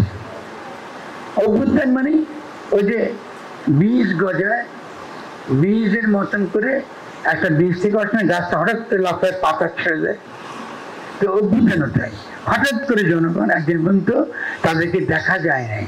কাদেরকে দেখা যায় নাই? জনগণকে। হঠাৎ করে যায় জনগণকে দেখা যাচ্ছে সর্বত্র। আগে আমরা দেখি নাই, এখন তারা দেখছে, এই জন্য অভ্যুত্থান হয়েছে। এই জন্য শব্দটার নাম কি? গণ অভ্যুত্থান। খুব পরিষ্কার মনে রাখতে হবে, গণ অভ্যুত্থান। আমরা কিন্তু বিপ্লব টিপ্লব শব্দটা বলিনি। কেন বলিনি? এটা অনেক লোক এই শব্দটা ব্যবহার করে ভুলভাবে ব্যবহার করে। মানে বিপ্লব করতে হলে অস্ত্র শাসনে একে কাটো ওকে মারো, না, এটা আমরা চাই না। অভ্যুত্থানটা হয়েছে। অভ্যুত্থানে কি করেছে? আমার নিজস্ব ভাবে বুকের বুলেটের সামনে আমাদের জীবন দিয়ে দিয়েছে না। ফলে তাদের মধ্যে একটা অভিপ্রায় ছিল, আজকে যে রাষ্ট্রের কথা আমি তোমরা আলোচনা করছো, তাহলে ওদের মধ্যেও এরকম একটা রাষ্ট্রের স্বপ্ন আছে, ছিল না? ছিল কিনা? ও তো চাইছে একটা রাষ্ট্র, এটা শেখ হাসিনা রাষ্ট্র সে চায়নি, কিন্তু সে কথা বলতে পারেনি, সে কথাটা প্রকাশ করতে পারেনি কি জন্য রাষ্ট্র সে চায়। তাহলে তার ইচ্ছাটা আজকে সাইদ কি মুগ্ধ কি ধরনের রাষ্ট্র চেয়েছে বা চাইতে পারত, চেয়েছে, এটার জন্য মরেছে, এটা তোমাদেরকে ভাবতে হবে। কি হতে পারে? মুগ্ধ বলেছে পানি চাই, পানি নাকি পানি লাগবে, পানি, ঠিক আছে। আচ্ছা আমি আজকে তোমাদেরকে সেটা প্রতিশ্রুতি চাই, যদি তোমরা মুগ্ধকে ভালোবাসো, ভালোবাসো, আচ্ছা তাহলে বোতলে পানি খাবা না। বাংলাদেশ সারা দুনিয়াতে মিষ্টি পানিতে সবচেয়ে সমৃদ্ধ। একটা মিষ্টি পানি পৃথিবীর দুনিয়াতে কোথাও না, এই আকাশ থেকে আসে, আল্লাহ দিচ্ছে আমাদের। এই মিষ্টি পানি আমরা নষ্ট করি, বিষ দেয়া, নগর তৈরি করা, বিভিন্ন বর্জ্য দিয়ে আমরা মিষ্টি পানিটা নষ্ট করি। তাহলে আমাদের আগামী দিনের রাষ্ট্রে পানিকে বিষাক্ত করা যাবে না, এবং রাষ্ট্রের দায়িত্ব প্রত্যেকটা জায়গায় বিনা খরচে পানি সরবরাহ করা, ঠিক কিনা? এটা চাই না আমরা? তাহলে আমাদের এখানে কি পানি, ভালো পানি খাওয়ার জায়গা আছে? আছে? কে করেছে ওটা? মিউনিসিপ্যালিটি না স্কুল? কেন স্কুল করবে? এটা রাষ্ট্রের দায়িত্ব। কেন স্কুল করবে? আমাদের এখানে কি সাঁতার কাটবার কোনো জায়গা আছে? কেন নাই? দিতে হবে। আমাদের এখানে কি খেলবার কোনো জায়গা আছে? ছোট না বড়? হবে না, বড় লাগবে, ঠিক আছে। এই তো হলো অভিপ্রায়, এই তো অভিপ্রায়, এই তো রাষ্ট্র গঠন শুরু হয়ে গেল। রাষ্ট্র গঠন মানে এরকম হাওয়াই জিনিস না, এটাই বলে রাষ্ট্র গঠন। আমার বড় লাগবে, কেন লাগবে? আমাদের বাচ্চারা খেলবার জায়গা দিতেই হবে, তাদের গান গাইবার জায়গা লাগবে, লাগবে না নাকি? কোথায় জায়গা হবে না? এটা জায়গা দিতে হবে। আমাদের সুন্দর মসজিদ লাগবে, সেই মসজিদের লাইব্রেরি থাকবে, সুন্দর লাইব্রেরি থাকবে। আমি নামাজ পড়ি, সেখানে বই পড়বো, ভালো ভালো বই পড়বো, গল্প করতে যাবো, ছোট থেকে নিয়ে যাবো, লাগবে না? এখন মসজিদে কি করে? মসজিদ বন্ধ করে রাখে, এটা হবে না। কেন? মসজিদ কিনে থাকবে, মসজিদ তো কি আমাদের জন্য শুধু আল্লাহর ঘর, তালা কেন রাখবে? দুস্থ, যার জায়গা নেই, শোয়ার জায়গা নেই, ঘুমাবার জায়গা নেই, এটা তো তার জায়গা। তাহলে মসজিদের তালা লাগানো বন্ধ করতে হবে। তাহলে আমরা এমন মসজিদ চাই যেটাকে আমরা সত্যিকারের আল্লাহর মসজিদ তৈরি করবো, যেখানে জ্ঞান, শিক্ষা, প্রজ্ঞা, এটা হতে হবে। আর কিছু কিছু লোক উল্টো পুল্টা ইসলাম সম্পর্কে বলবে, এটা হবে না। আমরা নিজেরা আমাদের যার যার ধর্ম, আমার ইসলাম, আমি কোরআন, এটা পড়বো। যে হিন্দু ধর্ম সেটা ধর্ম পড়বে, বৌদ্ধরা তার ধর্ম পড়বে, এবং সবাই মিলে আমরা পরিবার। আমরা সবাই মিলে একটা পরিবার। এবারকার খেয়াল করো, এবারকার এই যে বিদ্রোহ ঘটলো, এত বড় ঘটনা ঘটলো, আমরা দেখেছি না আমাদের মেয়েরা কি হিজাব পরে যায়নি? তাদের কি কোনো অংশে কম তাদের অবদান আছে? তাহলে হিজাব পরা হিজাব না পরে নিয়ে তর্ক করা কি দরকার? যারা করে তাহলে এটা ঠিক করে না, যার যেটা ভালো লাগে। আমার মা যদি মনে করে যে আমি হিজাব বলে মা খুশি হয়, আমার হয়তো খারাপ লাগতেও পারে, তো মাকে খুশি করলে ভালো লাগে না? আমি যখন বিদেশে গিয়েছিলাম, আমার মামাকে বুকে জড়া ধরে বলতেছে, বাবারে আর কিছু করিস না, করিস মদ খাইস না, ঠিক আছে? আর কিচ্ছু হয় না। আমি আর মদ স্পর্শ করি না। কি জন্য? মায়ের কথা মনে পড়তো, ওই যে মায়ের চেহারা মনে পড়তো, যে আমার মধ্যে শোনে নেই কিন্তু আমি মাকে ভালোবাসি। তাহলে মা বলেছে, তাহলে নিঃসন্দেহে আমাদের মায়েরা বাবারা সন্তানদেরকে অনেক কিছু করতে বলে, আমরা তাকে খুশি করার জন্য অনেক কিছু বলি। এটা আনন্দের, এটা সবসময় অপরাধমূলক। অস্বস্তি লাগে, এটা কেন করে, করি না, ঝগড়া করি না, করি তো বাড়িতে এটা। কিন্তু এই যে ভালোবাসা, প্রেম, প্রীতি, বন্ধুর সঙ্গে ভালোবাসা, তোমরা তোমাদের সখী থেকে ভালোবাসো না? বন্ধুদের ভালোবাসা ছেলেরা কি একসঙ্গে থাকে কেমন? আচ্ছা, খুব বড় দার্শনিক ছিল, কেমন? বিদেশি ফরাসি দেশে, তার নাম ছিল জাক দেরিদা। তিনি বলতেন রাজনীতি শুরু হয় বন্ধুত্ব দিয়ে। আজকে তোমাদের রাস্তায় গেছিলা, তোমরা কি কোনো রাজনীতির পড়াশোনা করে গেছিল? রাস্তায় বন্ধু ট্যাক্সি চলে গেছে। আমি ঠিক বলছি কিনা? ঠিক না? তাহলে রাজনীতি শুরু হয় কিসের ভিত্তিতে? বা এই তো আমরা বিরাট দর্শন শিখে ফেলছি এক লাইনে। রাজনীতি শুরু হয় বাপরে বাপ, বিরাট ব্যাপার। বন্ধুত্ব আগে, বন্ধুত্ব নষ্ট করা যাবে না।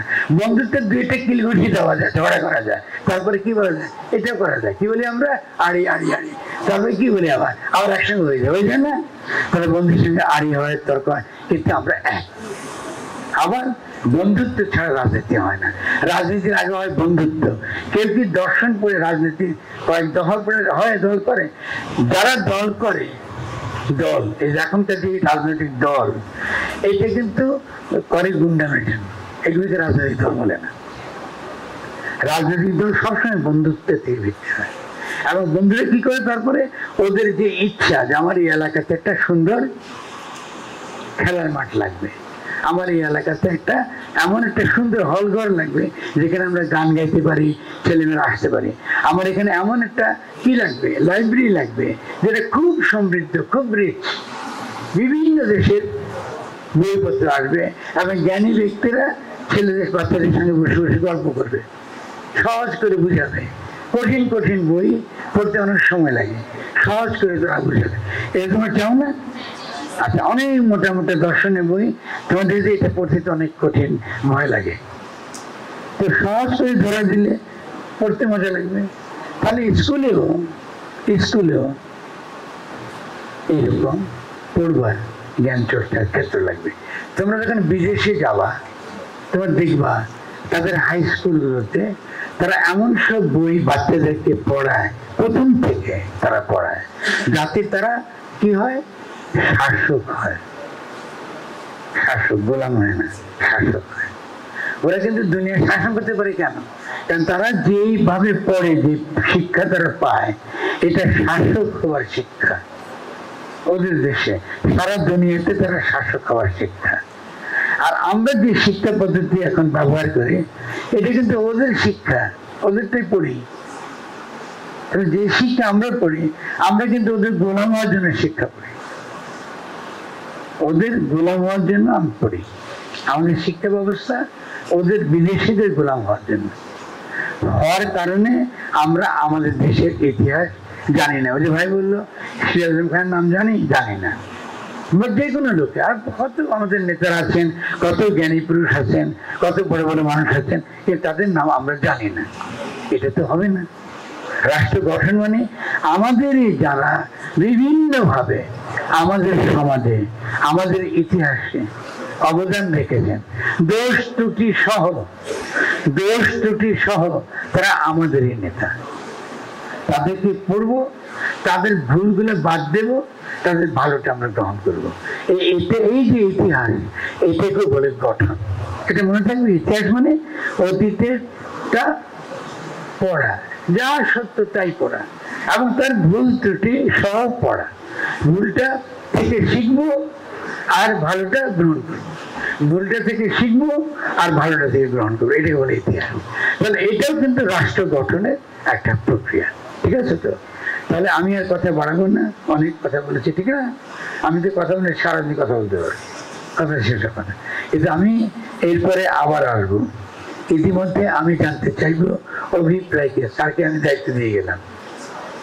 আর ওই যে বুঝতে বললাম আজকে রাতের মধ্যে গণ কি অভ্যুত্থান সুরক্ষা মঞ্চ একটা পাতা পেজ বা একটা গ্রুপ, যাই হোক, এই গ্রুপে সকলে থাকবে, সকলে অভিপ্রায় কি ধরনের রাষ্ট্র চাই এটা আলোচনা করতে হবে, এবং অন্যান্য ভাইরা বোনরা আলোচনা করবে। ধীরে ধীরে আমরা সবাইকে আমরা আলোচনা করবো। এখন শেষ করবো, এই যে গণ অভ্যুত্থান সুরক্ষা মঞ্চ ফেসবুকে করলাম, এটা কিন্তু আমরা সবাই করছি, এটা এই সবাই করছি, আর ফেসবুকে করছি, সেদিকে পার্থক্য কোনো নাই।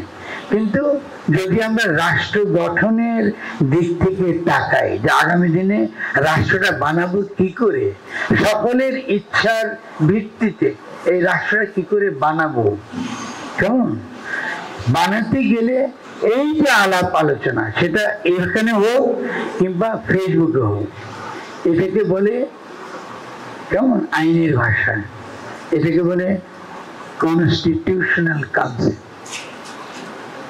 শুনতে খটমট না, কঠিন, কেমন? এটা মানে হলো যেখানে যেসব পরামর্শ সভায়, এরকম যেসব সভায় জনগণ তাদের অভিপ্রায় পরস্পরকে বলে এবং তাদের সামষ্টিক একটা অভিপ্রায় তৈরি করে, তারা সকলে মিলে কি চায়, আমার একটা ইচ্ছে থাকতে পারে, কিন্তু সকলে মিলে কি চায় এটা তারা যেখানে বসে স্থির করে, এটার নাম কি? গঠনতান্ত্রিক কাউন্সিল। এটার নাম কি? খুব সুন্দর। আমরা এখন গঠনতান্ত্রিক কাউন্সিল আমরা নামটা বুঝলাম, কিন্তু এটা আমরা যদি এই নাম দিলে কঠিন লাগবে। আমরা আরো অনেকে আছে না আমার মতন বয়সেও তো আমার বক্তৃতা শুনে নেই, তখন তাকে আমরা বুঝাবো এই যে গণ অভ্যুত্থান সুরক্ষা মঞ্চ, এটা কিন্তু আসলে গঠনতান্ত্রিক কাউন্সিল, এটাই কিন্তু আসলে রাষ্ট্র গঠনের প্রক্রিয়া। ঠিক আছে? এটাকে বোঝা যাচ্ছে কঠিন, মানে গণ অভ্যুত্থান সুরক্ষা মঞ্চ, সেখানে আমি আমার ইচ্ছা, আমি কি চাই, আমি জলপাইয়ের আচার খেতে চাই, কি আমি তেঁতুলের আচার খেতে চাই, বা আমার একটা খেলার ময়দান লাগবে, কেমন, আমার যা ইচ্ছা যেখানে আলোচনা করি, কিন্তু আলোচনার পরে এখান থেকে সমষ্টি সবাই মিলে যেটা চায়, এটাকে যখন আমার ছেঁকে বাইর করি, এটাকে বলে গঠনতান্ত্রিক কাউন্সিল। তাহলে গণ অভ্যুত্থান সুরক্ষা মঞ্চ, যেটা আমরা আজকে এখানে উদ্বোধন করলাম, তার জন্য বুশরা সাহেব এবং আমাদের স্যার তারা এটা উদ্বোধন করলেন। এটা একটা ঐতিহাসিক ঘটনা, এখান থেকে শুরু করলাম।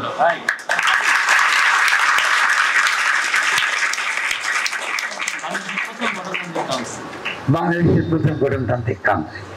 আমরা কাকে বলবো না, চুপ, আমরা আস্তে আস্তে করবো, আরো গঠনতান্ত্রিক কাউন্সিল গড়ে উঠবে, এবং এটার মধ্যে জনগণের ইচ্ছা, জনগণের বাসনা, অভিপ্রায় কঠিন লাগে, ঠিক না? মনে হচ্ছে কে জানি বড় পাথর দিয়ে ট্রে মারতেছে, তো যা ইচ্ছা বলো তো একই কথা, শব্দ নিয়ে আমাদের কোনো মারপিট নাই। তাহলে আমরা যেটা করবো, বুঝবো যে এই যে কঠিন কঠিন ধারণা সহজভাবে যখন আমরা বুঝবো, এটা আমাদেরকে বোঝাই নাই। এই যে আমি কি যেভাবে গঠনতান্ত্রিক কাউন্সিলটা বুঝালাম, এটা তো কঠিন না, কঠিন কিছু, সহজ। কিন্তু অথচ দেখো, এই গঠনতান্ত্রিক কাউন্সিল ছাড়া কিন্তু রাষ্ট্র গঠন করা যায় না।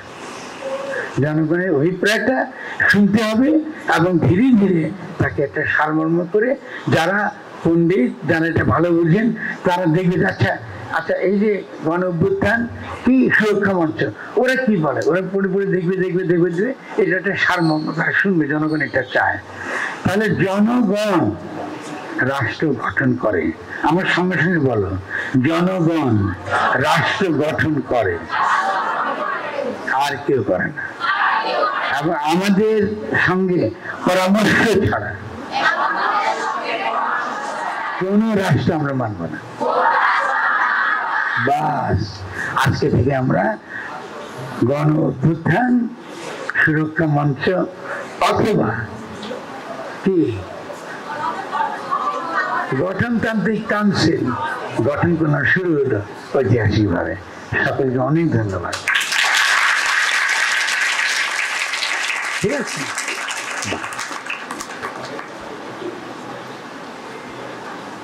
আরেকটা কিছু বলবে? আমি শুধু মানে শুভটা বলেছিলাম, সমাপ্তিতে হচ্ছে যারা শহীদ হয়েছে। স্যার যে বললেন অসাধারণ, অসাধারণ, এক কথায় এভাবে কেউ কখনো আমাদের সামনে বলেনি। আমি ইউটিউবে স্যারের বক্তব্য শুনেছি, টিভিতে শোনা আর এইভাবে সামনাসামনি শোনা অনেক পার্থক্য। তো আমি স্বাগত বক্তব্যে স্বাগত জানিয়েছি, আর সমাপ্তি বলতে আমি এখন জাস্ট এটা বলতে যে একটা স্যালিউট অবশ্যই পাওয়া, একটা বিনম্র শ্রদ্ধা জ্ঞাপন করতেই হবে। এই বিনম্র শ্রদ্ধা হচ্ছে তাদের জন্য যারা রাজপথে রক্ত দিয়েছে, শহীদ হয়েছে, যে বুক চিতিয়ে একটা প্রতীক হয়ে দাঁড়িয়েছে বাংলাদেশে। পানি লাগবে পানি, কথাটা শুনলে এখন আর জিহ্বা কিংবা বুক তৃষিত হয় না, এখন চোখে জল আসে, এমন একটা পরিবেশ তৈরি হয়েছে। আমাদের সেই ছাত্র সমাজে যারা প্রতিনিধিত্ব করেছেন তাদের জন্য বিনম্র শ্রদ্ধা। যারা আহত হয়েছে তাদের সুস্থতা কামনা করছি। এখনো শহীদ হচ্ছে, এখনো অনেক আহত যন্ত্রণায় কাতরাচ্ছে। আমরা তাদের সকলের জন্য বিনম্র শ্রদ্ধা সহ আমাদের দোয়া রাখছি। এবং এখানে যারা আছো, এটা প্রতিটি একটা সেলুট হচ্ছে তোমাদের জন্য, যারা এই নতুন বাংলাদেশের সূচনা করেছে। এখানে যারা উপস্থিত আছে সকলের জন্য আমি অধ্যক্ষ হিসেবে শিক্ষার্থীদেরকে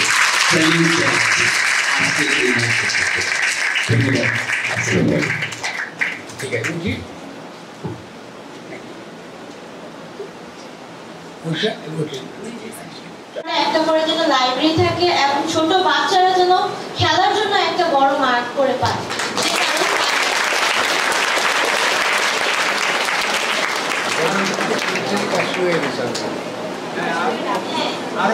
আর জায়গায় জায়গায় ডাস্টবিন এবং আমাদের এরিয়াতে যে মেন হোলগুলো আছে সেগুলো প্রায় ভাঙা যায়, যেন সেগুলো একদম প্রপারলি প্রিপেয়ার করা হয়।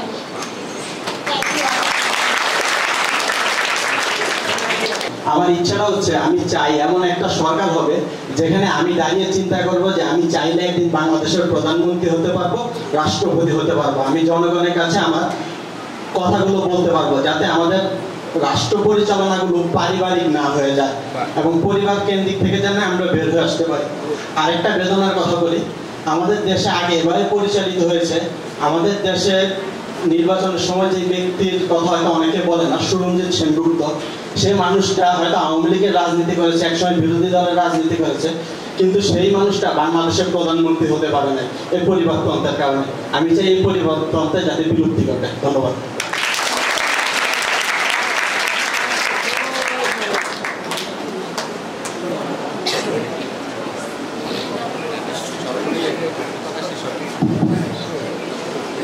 আসসালামু আলাইকুম।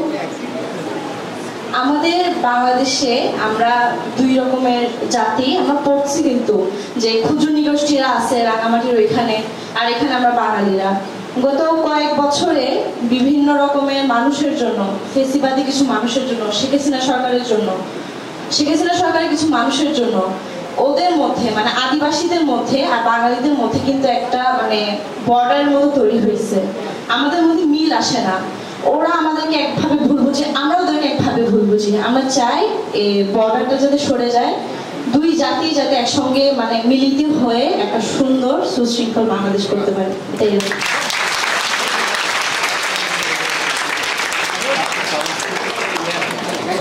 পরিবারের সাথে, তারপর স্যারদের সাথে, সকলের সাথে একটা সবসময় একটা বিবাদ লেগে থাকে।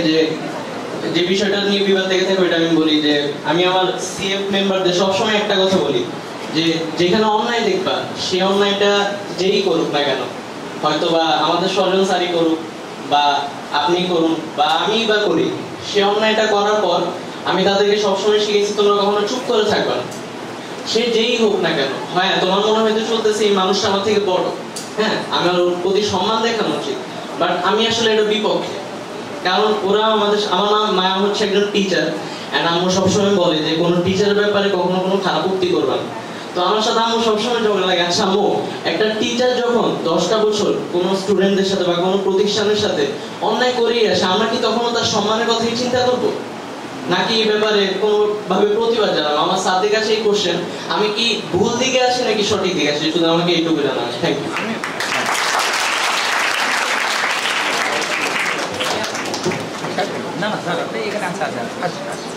আচ্ছা, প্রথমত সম্মান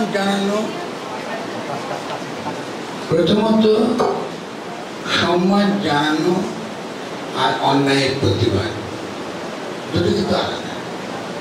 আমরা একটাকে একটার সঙ্গে যুক্ত করব, ঠিক আছে? এবং অনেকের সঙ্গে আমাদের বাবা মায়ের সঙ্গে অনেক কিছুতে মত পার্থক্য হয়, তাই না? এবং নতুন জেনারেশন ছেলেমেয়েরা তো বাবা মার মতো হয় না, হয় কি? আমি আমার বাবা মার মতো হইনি,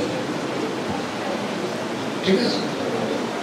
কিন্তু সম্মান জানানোটা আমাদের সমাজে, আমরা যে রাষ্ট্রের কল্পনা করি সেই রাষ্ট্রে সম্মানটা কিন্তু সমাজের ভিত্তি, সমাজের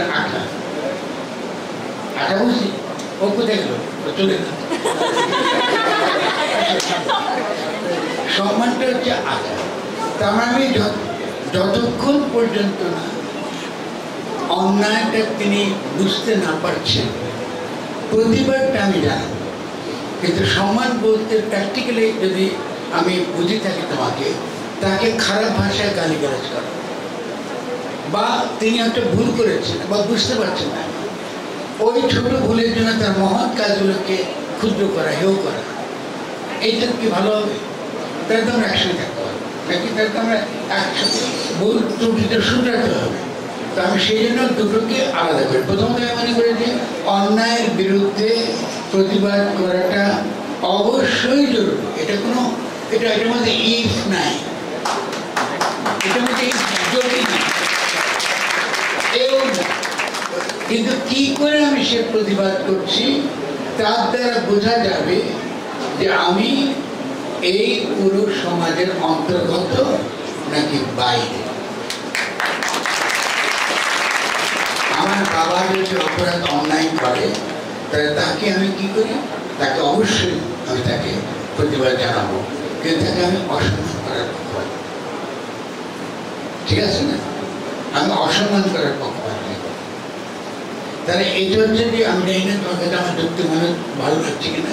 কারণ হচ্ছে যে রাষ্ট্র গড়ে তুলতে হলে আমরা যেটা গঠনের কথা বলি তার কিছু কিছু আঠা লাগে।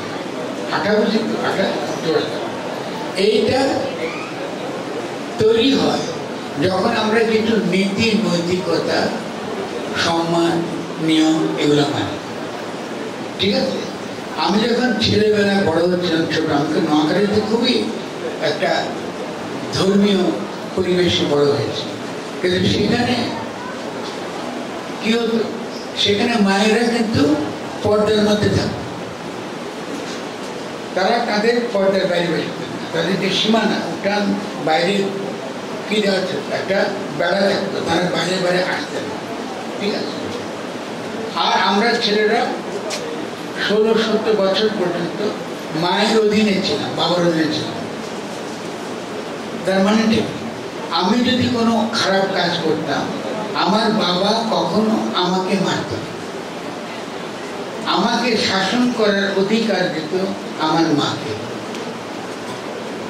ঠিক আছে? আমাদের গ্রামেও যদি বাবারা ছোট ছেলেদের বা ছোট মেয়েদের কোনো শাসন করে, গ্রামের মানুষ ভালো চোখে দেখতে না, এইটা তোর কাজ না, ওর তোর মায়ের কাজ,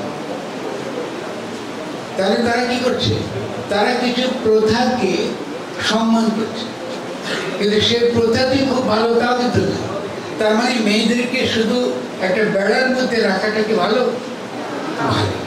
কিন্তু ওই যে তার মধ্যে ঘুরিয়ে যে তার মধ্যে রাখছে, ওর মধ্যেও কিন্তু একটা সম্মান চর্চার ব্যাপার ছিল। তাহলে এটা কি এখন আছে? এখন কি বেড়া আছে?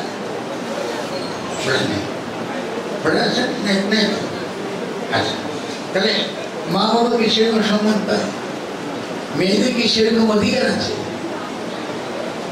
সেই মেয়ের যে জায়গাটা তৈরি করে দিয়েছিল সমাজ, ওই জায়গায় কিন্তু সমাজ তাকে কিন্তু রাখতো, সেখানে সে কিন্তু স্বাধীন। মায়ের যে অধিকার ওখানে কিন্তু স্বীকার করা হতো, তার এটা অধিকার, এখানে ছেলের কোনো অধিকার নেই। একদিকে দেখতে এটা মায়েরকে কি করছে? বন্দী রাখছে। আমরা মনে করি যে ওটা বেড়া দিয়ে রাখছে মেয়েদের, খুব খারাপ। অন্যদিকে দেখে দেখতেছি না, ওর মধ্যেও একটা সম্মানের দিক আছে।